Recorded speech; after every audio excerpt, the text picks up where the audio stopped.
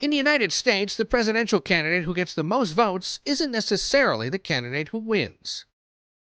This is the Electoral College explained.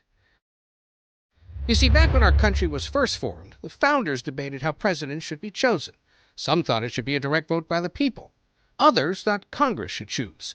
They didn't want candidates to ignore smaller rural states and simply cater to urban centers with the largest populations. And there was the issue of slavery. Southern states opposed the popular vote because they had large populations of enslaved people who couldn't vote. The compromise they came up with was the Electoral College.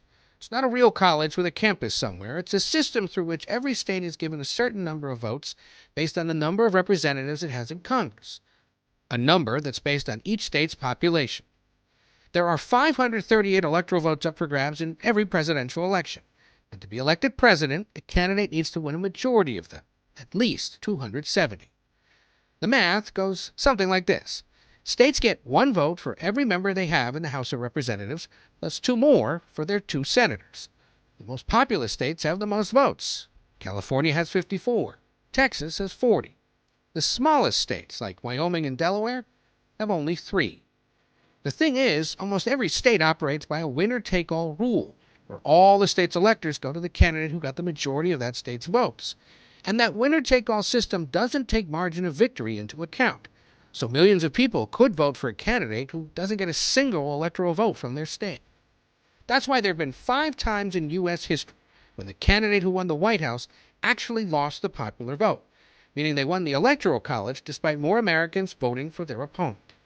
In 2016, for example, Hillary Clinton got nearly 3 million more votes than Donald Trump, but lost the Electoral College 232 to 306 by running up big margins in big states and losing close states narrowly. And if you want to see just how far the popular and electoral college votes can diverge, compare that 2016 election to the one 4 years later. Because in 2016 and 2020, Trump and Joe Biden won the exact same number of electoral votes, 306.